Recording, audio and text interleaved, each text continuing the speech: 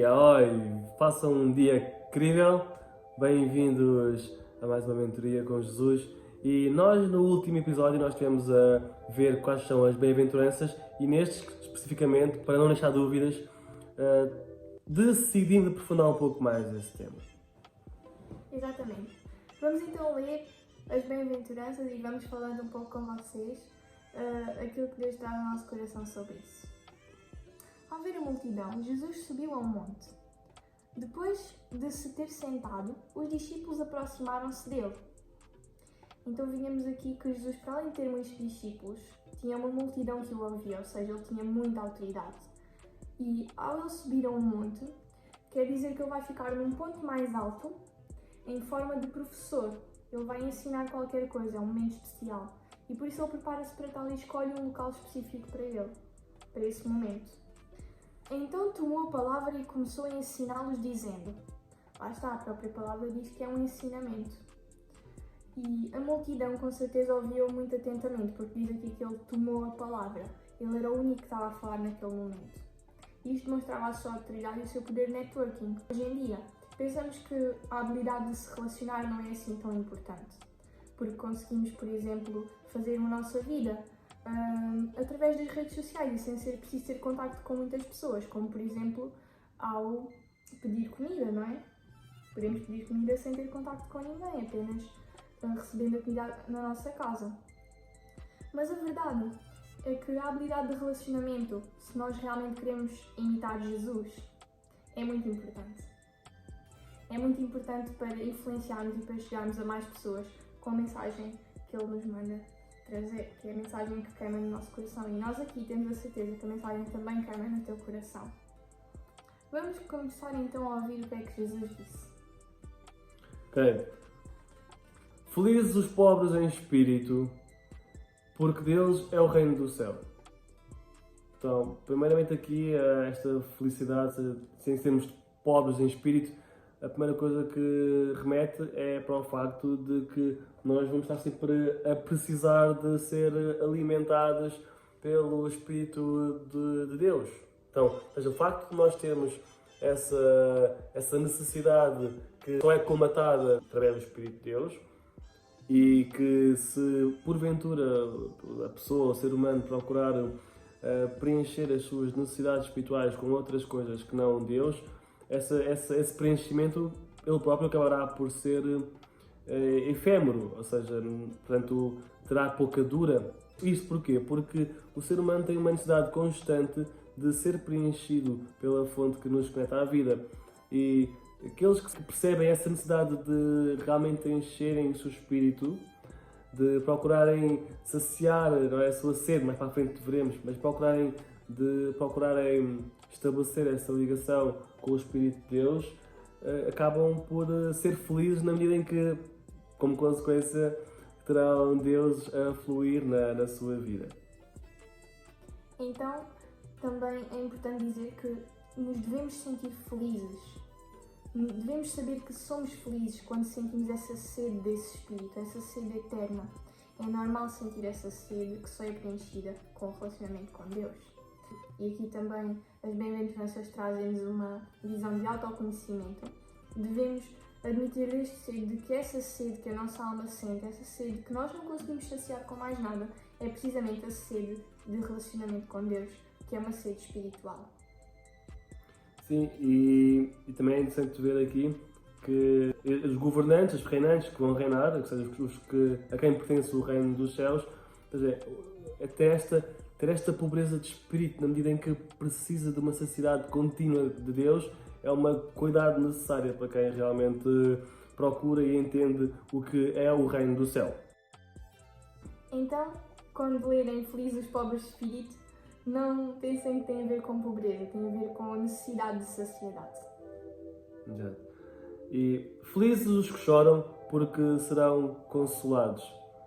Aqui também podemos ver que acaba por ser um pouco antinatural, na medida em que na sociedade não se proclama a ideia de que bom que choraste, ou seja, a ideia de chorar às vezes até vista como uma certa fraqueza, como algo que deve ser reprimido e não é isso que deve ser assim. Aliás, até aqui a mensagem cá está é ao contrário, é felizes os que choram porque serão consolados.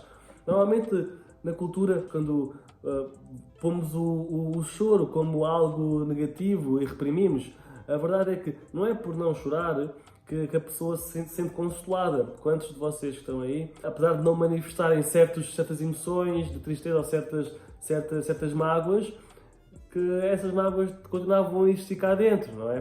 Portanto, aqui este choro que caracteriza os bem-aventurados é um choro dedicado só ao Pai, porque na verdade Ele é que nos consola, o Espírito Santo é o nosso Consolador, por isso felizes aqueles que realmente quando choram, quando abrem o seu coração, o fazem para o Pai, porque aqui está uma promessa, né? Eles serão consolados. Eu vou-vos contar também sobre esta bem-aventurança, complementando o que o meu marido está a dizer. Uma pequena parte da minha vida. Ao longo da minha vida eu percebi que chorar estava ligado a um certo arrependimento, a um certo sentimento de arrependimento, que nós chamamos de aquebrantamento, aquebrantar o coração, ter o coração contrito. E o que é que isto quer dizer? Ligada à bem-aventurança anterior, que nos diz que nós devemos ser pobres de espírito, que nós devemos preencher o nosso espírito apenas com o relacionamento com Deus, esse relacionamento com Deus vai nos causar sentimentos únicos, sensações únicas, ao nível físico, e ao nível almático e ao nível espiritual. E esses sentimentos são principalmente humilhação, humildade. E o que é que eu quero dizer com isto? O que é que nós queremos dizer com humilhação e humildade? Queremos dizer um sentimento de extrema gratidão por uma figura tão grandiosa que é Deus, por uma pessoa tão grandiosa que é Deus, completamente dedicar a nós todo o seu amor. Isto emociona, ok? Se tu refletes sobre esta ideia, vais-te emocionar e vais-te aquebrantar por todas as coisas que já cometeste na tua vida. E como diz Jesus, Ele chama os pecadores ao arrependimento. Ele quer o nosso arrependimento. E muitas vezes este choro está ligado ao arrependimento. Então felizes aqueles que choram, porque estão a arrepender-se, estão a fazer aquilo a que Jesus os chamou. Felizes os mansos, porque possuirão a terra. Então, aqui é importante também trazer ao de cima que estes mansos, algumas versões até parecem os humildes, não é alguém que não é assertivo. Este manso que aqui está é dado como alguém que primeiro reconhece a grandeza de Deus e quão imponente, quão impactante, quão necessário Ele é na nossa vida. E perante isso, saber manter uma posição de mansidão no coração para com aquilo que Deus nos diz. Por outro lado, podemos nos perguntar o seguinte: mas o que é ser manso? Ser manso, para além do que o meu marido teve a dizer, é também saber que se tem ira dentro de si e saber canalizar essa ira. Uma pessoa irada constantemente é completamente descontrolada e descompensada emocionalmente, e essa pessoa vai sofrer várias cabeçadas na parede da sua vida, pois vai dizer coisas que se arrepende, e não sei se algum de vós já se estão a identificar, fazer coisas de que depois percebem que não têm a ver consigo próprias, e isso até nos faz duvidar. Mas, caramba, será que eu sou mesmo uma má pessoa por ter feito isto? Não, apenas estavas no descontrole emocional. E ser manso é precisamente saber nos controlar emocionalmente. Tem a ver com a inteligência emocional, que já estamos a falar também muito neste canal. Inclusivamente na jornada da transformação e no Mind Pills damos muitas dicas de inteligência emocional. E não vai parar por aí, porque vamos continuar a trabalhar sobre este tema. E, portanto, a canalização da ira é a mansidão. É uma pessoa que, na sua fase normal, está controlada, é tardia para se virar, tal como o nosso Pai, tal como Deus, está escrito que é uma das suas características. Mas, acima de tudo, quando é a altura dele descarregar a sua ira, quando é um momento mesmo importante, um valor dele, um princípio dele, uma coisa de que ele não abdica, por exemplo, com os nossos filhos, nós devemos escolher coisas em que nós nos iramos, poucas coisas, mas devemos escolhê-las. Para aí nós descarregarmos a ira, eles perceberam, uau, isto é mesmo importante. Isto é ser uma pessoa mansa também. Sim, e aqui em particular para os homens, uma das maiores virtudes que um homem pode ter, ou seja, a maior força que o homem tem está em saber exatamente gerir, canalizar a sua ira. Não é não ter ira dentro de si, como às vezes eu tenho vindo a ver que tentam passar essa imagem, né? Que o homem deve ser débil de alguma forma, deve ser quase que efeminado, às vezes até dão a entender isso, que aquela masculinidade deve ser reprimida, não é? Nada disso, nada disso. A questão aqui está, a virtude a ser treinada deve ser a canalização dessa ira para o momento certo e para a situação certa. Felizes os que têm fome e sede de justiça, porque serão saciados. A justificação, a justiça, a vingança não vai ser feita por nós. Vai ser feita por Deus, não é? Está aí o Apocalipse. Não nos cabe a nós realmente fazer justiça com as nossas próprias mãos, apesar de haver leis claramente no mundo em que nós estamos e que devem ser cumpridas. Nós não devemos procurar a justiça pelas nossas próprias mãos, porque o Senhor Ele vai encarregar-se de fazer isso. Nem tem que ser só quando Jesus voltar a vir. Hoje mesmo, já aqui na nossa vida, para quem está debaixo do favor, para quem realmente procura fazer as coisas certas, mais tarde ou mais cedo a justiça virá ao de cima e recairá sobre aqueles que de facto têm fome e sede dela. Esses sim serão saciados. Também é importante relevar que existe uma coisa chamada disciplina. E a disciplina tem a ver com as regras aqui da Terra. Tem a ver com as consequências das atitudes que nós fazemos. Ou seja, com felizes aqueles que têm fome e sede de justiça, pois serão saciados. Não quer dizer que nós devemos ficar à espera que alguém ou Deus venha compensar algo que alguém faz connosco. Se alguém tem uma atitude errada connosco, nós devemos sim atribuir a disciplina àquela pessoa. E o que é atribuir a disciplina, Bárbara? Atribuir a disciplina é simplesmente nós não darmos mais crédito àquela pessoa.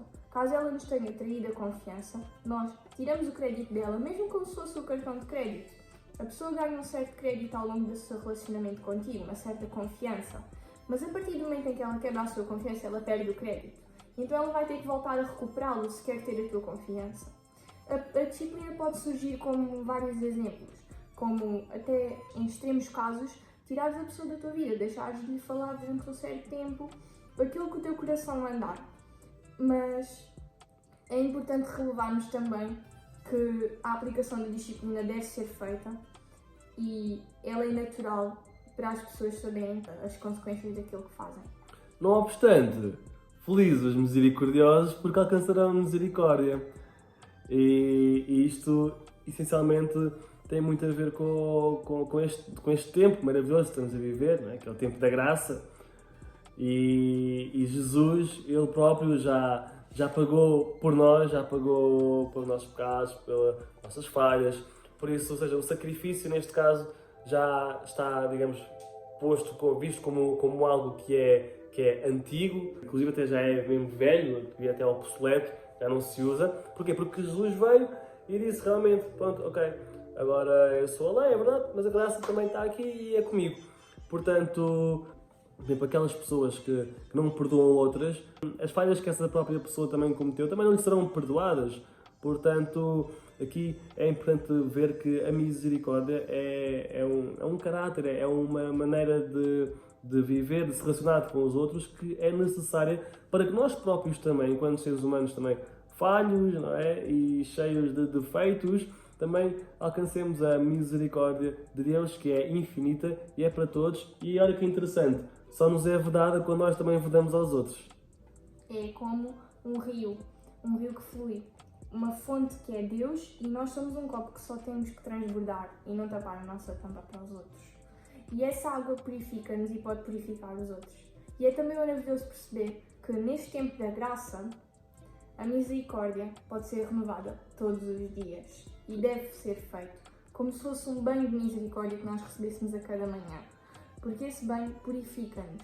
Sim, na verdade, até podemos dizer que é renovada a cada segundo, não é? Mas sim, todas as manhãs é ótimo. E porquê que é ótimo? Olha, exatamente pelo que vem a seguir. Felizes os puros de coração, porque verão a Deus. Então, como falava aqui a minha querida esposa, né, em relação em todas as manhãs, estas misericórdias que se renovam, porque é que isto aqui é importante para a temática do coração, esta renovação das misericórdias?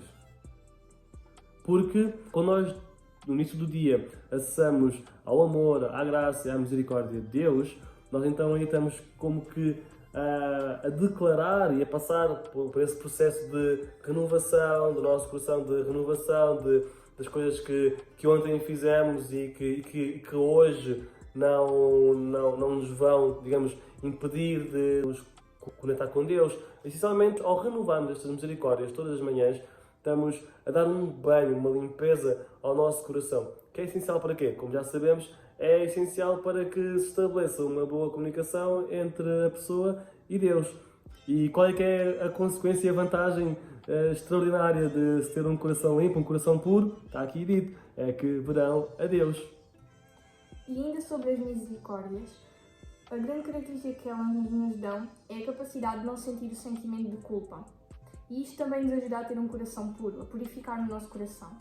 Não pagar para sentimentos de culpa, que é um driver que nós podemos usar, não pague para sentimentos de culpa. Quando o sentimento de culpa vem, é uma completa noção às forças malignas, ao diabo. Porquê? Porque ele é chamado na Bíblia de o acusador. Então, isto é muito bom. É muito bom esclarecer esta parte, porque há pessoas realmente que pensam que a voz acusadora vem de Deus. Sim, E temos aqui um testemunho disso. aquele Deus mau que diz, portaste mal, agora vais para o inferno, ou fizeste errado, agora vou... É assim, Deus não nos acusa. Mas ao renovar as misericórdias nós percebemos isto. Ele não nos acusa, não é ele. E simplesmente o sentimento de culpa vai-se embora e permite com que nós avancemos. Permite-nos superar o nosso erro, não ficar preso nele e avançar. E usar o nosso erro como testemunho, porque está escrito que Deus transforma os abrolhos em glórias. Isto quer dizer que Ele tem umas grandes mãos que costuram todos os nossos abrolhos em tapetes de glórias, para nós usarmos como testemunho para a transformação que Ele causa nas nossas vidas. Sim, e testemunho para quê também é testemunho? Testemunho para que outras pessoas que talvez também tenham a passar por situações semelhantes e que não estejam a ver um caminho para a solução desse problema ou dessa encruzilhada na sua vida, elas também possam ter luz e perceber que, uau, talvez o Deus que me falavam dele, que me explicavam, não é assim. E o melhor de tudo é que ao vivermos neste relacionamento íntimo com Deus, vamos percebendo realmente isso, que Ele nada mais é do que uma fonte infinita e inesgotável de amor, misericórdia e de graça, mas às vezes nós mesmos somos o diabo, entre aspas, de nós mesmos, ok? Muitos seres humanos estão presos na sua própria mente e, inclusive, aprisionam-se por causa de pensamentos, às vezes, que alimentam no seu interior. Ou lá está, talvez porque têm um coração não limpo, não puro, ou porque têm mágoa, rancor, ódio, amargura dentro dele. Ou até por causa de crenças, de que alguém lhes disse que Deus era assim assado e que Deus castiga e pronto, e que por isso eles sentem que um sentimento de culpa e de castigo lhes é merecido e que até, de certa forma, até é benéfico, não é? Portanto, é importante também ter aqui esta distinção de que Deus não te vai acusar, Deus não te vai dizer que tu és mau, Deus não te vai dizer que tu não sabes, que tu não és capaz, inclusive. Deus não vai fazer nada disso. Ele ama-te, Ele vê-te cair, Ele olha para ti com amor, com carinho e diz, ok filho, vamos lá, ok filha, vamos, mais um passinho, vamos lá, mais um crescimento, mais um centímetro, boa, caíste de novo, ok, levantaste, continua a lutar, não desanimes. E Ele vai estar sempre lá. E é claro que às vezes nós temos escolhas que realmente nos trazem, lá está, a tal disciplina que é merecida, é uma consequência. Não obstante, o amor de Deus não para. O amor de Deus não para. E quando dizem que, ok, fizeste mal, e então Deus afastou-se do teu coração, Deus afastou-se da tua vida, isso não é verdade. Só é verdade se tu assim quiseres. Ok, Mário, mas eu estou num pecado, cometi um pecado mortal e agora sinto que enquanto não me confessar, a minha relação com Deus vai estar suja, vai estar manchada. Então, é assim, a verdade é que se no teu coração só houver esse arrependimento, logo, claro que ele tem que ser sincero, não é? Mas há esse arrependimento e de facto procuras a comunhão com Deus, procuras encontrar Deus nessa ação e até inclusive procurar o motivo pelo qual o fizeste e com Deus até debater com isso, mas como é que eu posso não fazer isso? O que é que me está a faltar? Porquê é que eu fiz isto? Ou seja, essa relação, essa procura, essa intimidade, esse aprofundamento vai levar-nos a aproximar-nos de Deus. Davi, por exemplo, ele é o personagem da Bíblia que era conhecido como aquele segundo o coração de Deus. Mas como? Ele era um rei assassino, fazia coisas atrozes, matou o melhor amigo, teve com outras mulheres e era um sanguinário. Mas porquê é que ele era chamado como aquele que tinha o coração segundo Deus? Essencialmente por causa disto, porque ele realmente errava muito, mas duas coisas, não errava nas mesmas coisas, e segundo, quando ele se errava, logo se arrependia. E não tinha problema, lá está, em chorar, não é? Ao pai, em falar com o pai, era consolado, lá está. E é assim também que nós devemos ver-nos e encarar a nossa vida com Deus. Nesse sentido, para ter um coração limpo, igual a Davi, lembrarmos que o cérebro tem o viés da negatividade e celebrar os micro-resultados. E o que é isto do viés da negatividade? Ele tem tendência para os pensamentos negativos. Outro driver que trazemos aqui é não pague para pensamentos negativos. Nós não nos devemos pensar que nós somos os nossos pensamentos e isto é uma grande forma de percebermos que o nosso coração na verdade está limpo. É normal ter pensamentos negativos e o cérebro é treinado a afastá-los. Mas se não tivermos ódio, mágoa, rancor e amargura no nosso coração, então ele está limpo. Mesmo com pensamentos negativos, somos santos e somos escolhidos por nós mesmos para sermos homens de Deus. E celebrar os micro-resultados para que o cérebro perceba a sua evolução ao longo do tempo e não desanime. É uma grande forma de não cair.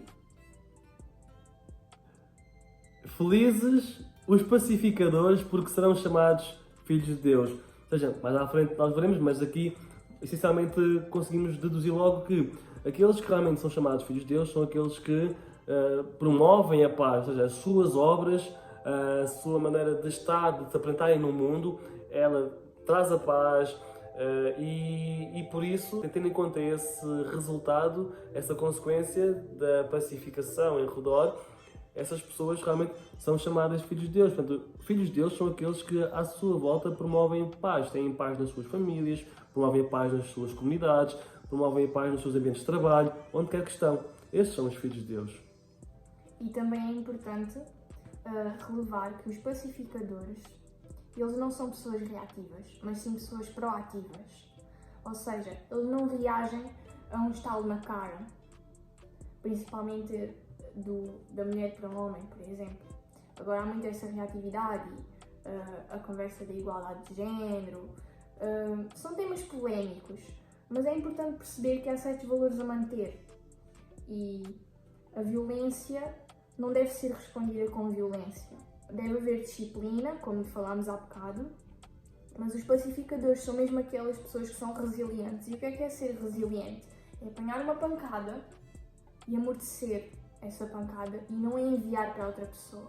Isso é um sinal de aceitação e permite com que a outra pessoa reflita sobre o que ela própria fez. Nós vamos ser espelhos, afinal, para a outra pessoa e ela vai ver que o que ela fez não foi o melhor.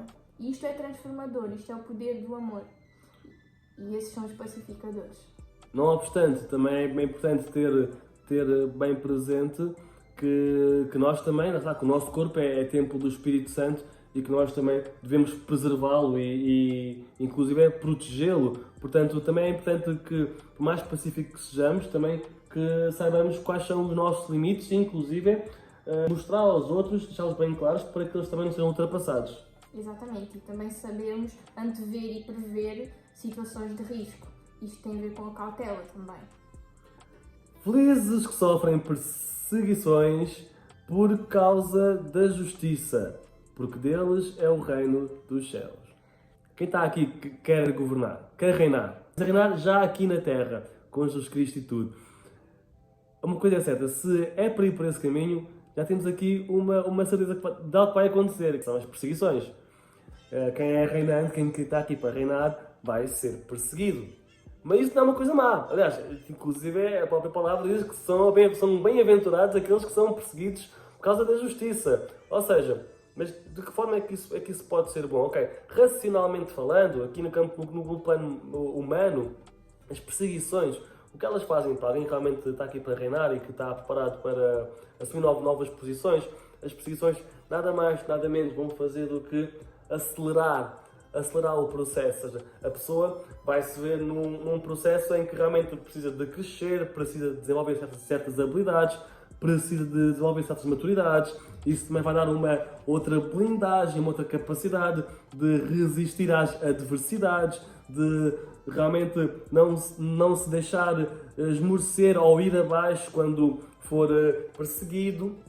E nesse andamento, nesse processo de evolução e desenvolvimento, quando der por ele, realmente já desenvolveu vários quilómetros, vamos dizer assim, e está uma pessoa mais capaz de quê? De reinar. Porquê? Porque aqueles que são perseguidos, lá está, no caso da justiça divina, eles têm acesso ao reino do céu. E as bênçãos do percurso, desse longo percurso a serem perseguidos, vão apanhá-los. E o que é que eu quero dizer com isto? As bênçãos do percurso são aquilo que só as pessoas que passam pelo percurso, só pessoas que começam, continuam, perseveram, passam pelos 7 ciclos, conseguem precisamente chegar ao ciclo do desfrute. Conseguem precisamente desfrutar, colher os frutos, desfrutar, colher os frutos do seu trabalho, daquilo que aprenderam lá no início. E aqui vem outra que é: felizes sereis quando vos insultarem e perseguirem e, mentindo, disserem todo o género de calúnias contra vós, por minha causa.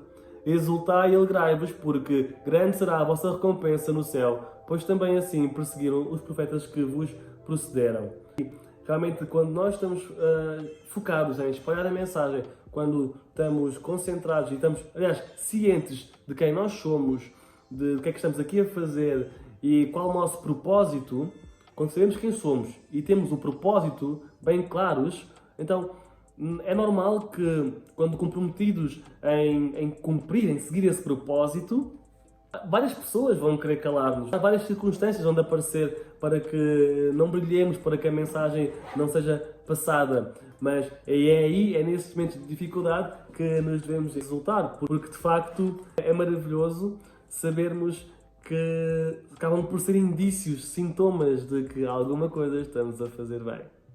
E este vídeo todo que estivemos a fazer parte apenas de 10 versículos deste livro maravilhoso, que todos devemos ter como manual de vida. E que saibam, mami. Vemo-nos no próximo. Até já!